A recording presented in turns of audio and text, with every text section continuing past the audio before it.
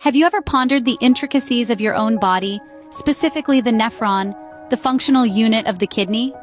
Each kidney in your body is packed with about 1 million of these tiny structures, each one a testament to the marvel of biological engineering.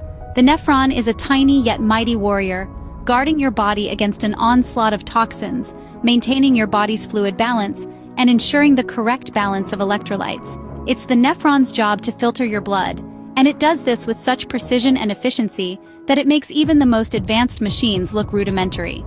The nephron is made up of several parts, each with its unique role. First up is the Bowman's capsule, where the journey of the blood begins. It's here that the blood enters the nephron, and the filtration process kicks off. The Bowman's capsule is like the gatekeeper, deciding what gets in and what stays out. From the Bowman's capsule, we move on to the proximal convoluted tubule, a twisted and coiled structure that reabsorbs useful substances like glucose and ions back into the bloodstream. It's a bit like a meticulous sorter, sifting through the filtered blood and reclaiming what the body still needs. Next, we dive into the loop of Henle, a long U-shaped tube that plays a crucial role in concentrating the urine and conserving water. It's like the nephron's recycling center, making sure that not a drop of precious water is wasted. Following the loop of Henle, we reach the distal convoluted tubule, another coiled structure that fine-tunes the filtration process, adjusting the levels of various substances to maintain the body's delicate balance. Finally, the journey concludes at the collecting duct, where the now processed and filtered liquid is collected before being sent to the bladder as urine. And thus, the nephron completes its vital mission, ensuring your body's fluid and electrolyte balance is just right. As we venture further, prepare to unravel the intricate processes that take place within this small, yet crucial part of your body. The journey of blood within the nephron is a marvel of physiological engineering. Let's delve into this intricate journey, shall we? Think of the nephron as a bustling city with a major highway running through it. This highway is the glomerulus, a network of tiny blood vessels that acts as the main gateway for blood entering the nephron. The glomerulus resides within a structure known as Bowman's capsule, like a nest cradling an egg. Now imagine a massive crowd of molecules trying to get into the nephron city through this highway. But not everyone can enter. There's a selective bouncer in place, the blood pressure. It forces some members of the crowd, the plasma, ions, and small molecules, to squeeze through the glomerulus walls and enter Bowman's capsule. But wait, it's not a free-for-all. There's a meticulous filtration system at play here. Picture the glomerulus walls as a sieve, finely tuned to allow only certain types of substances to pass through. This sieve is made of 3 layers: the fenestrated endothelium, the basement membrane, and the foot processes of podocytes. The fenestrated endothelium, with its tiny holes, is the first layer of the sieve. It allows most components of the blood except blood cells to pass through. The basement membrane, the second layer, is a bit more selective. It blocks larger molecules like proteins from getting through. Lastly, the foot processes of podocytes, the third layer, act like a final checkpoint, further restricting what can cross into the nephron.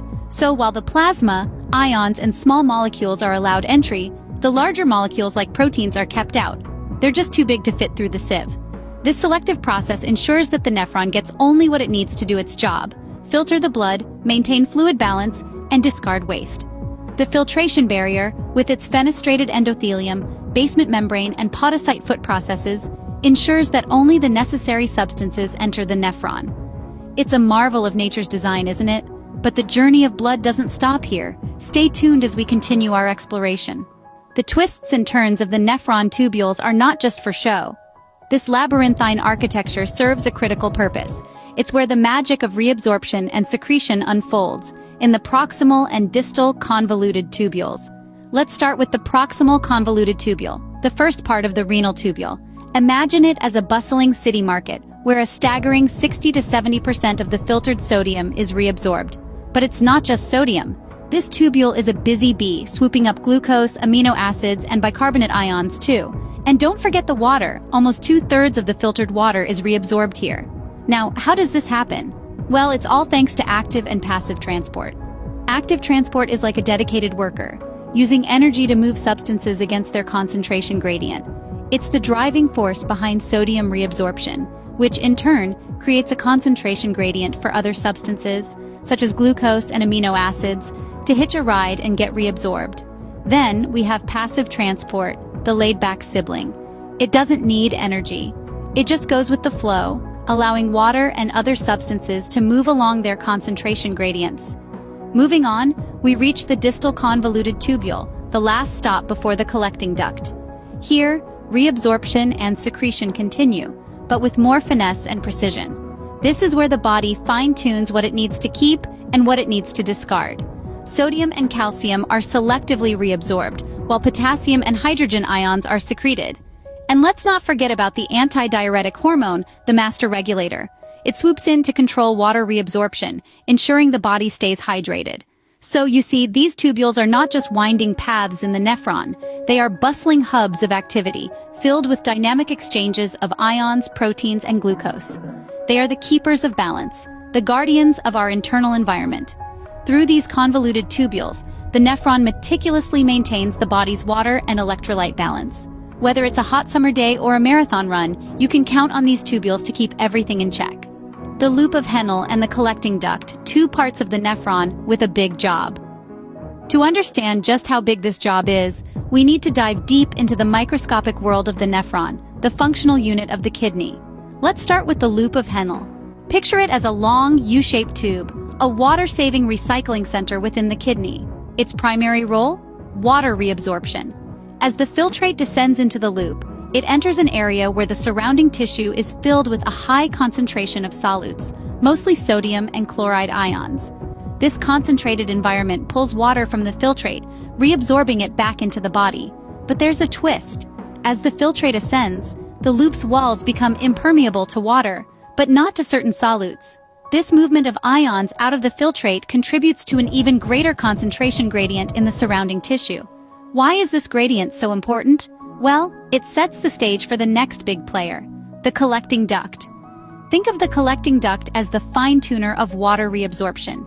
It uses this established gradient to determine just how much additional water needs to be reabsorbed. Here's where another component steps in, the antidiuretic hormone, or ADH.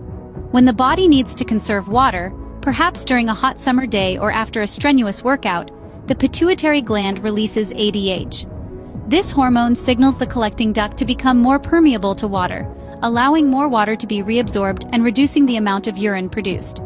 Conversely, when the body has an excess of water, less ADH is released, making the collecting duct less permeable and resulting in more water being excreted in the urine.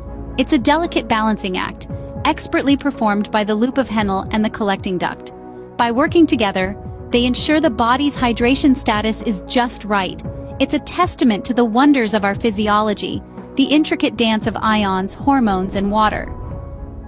The loop of Henle and the collecting duct work together in harmony to ensure the body's hydration status is just right. So why does the nephron matter, you might ask? Well, the nephron isn't just a fascinating piece of your kidney's architecture, it is an absolute lifesaver, quite literally. The nephron, despite its microscopic size, holds a significant responsibility. It's the gatekeeper of your body's homeostasis, the delicate balance of chemicals and water that keeps you ticking along. Every single day, your nephrons filter around 180 liters of blood, ensuring that the useful substances are reabsorbed, while the waste products and excess substances are prepared for excretion. But what happens when this vital cog in the machinery of your body fails to function as it should? The implications can be severe. When nephrons are damaged or cease to work correctly, it can lead to a host of health problems. Kidney disease, high blood pressure, and even life-threatening conditions such as kidney failure can all stem from malfunctioning nephrons. For instance, when the nephron can't filter out waste products efficiently, these toxins build up in your blood, leading to a condition known as uremia, which can cause fatigue, loss of appetite, and a host of other symptoms. Or consider the vital task of regulating your body's water and salt levels. If the nephron fails in this duty, it could lead to an imbalance, causing conditions like high blood pressure, edema, or even heart failure. Let's not forget the crucial role nephrons play in regulating the pH level in your body. They remove excess hydrogen ions and reabsorb bicarbonates, maintaining a stable pH. If the nephrons fail in this regard, it could lead to metabolic acidosis, a severe condition that can affect your breathing and cause muscle weakness. In essence, every function that the nephron performs is crucial to your health and well-being. It's a tireless worker, keeping your body in balance, and ensuring that everything runs smoothly. The nephron, a tiny structure in your kidney, plays a massive role in keeping you healthy. Without it, life as we know it would not be possible. It may be small, but remember, it's the little things that often make the biggest difference.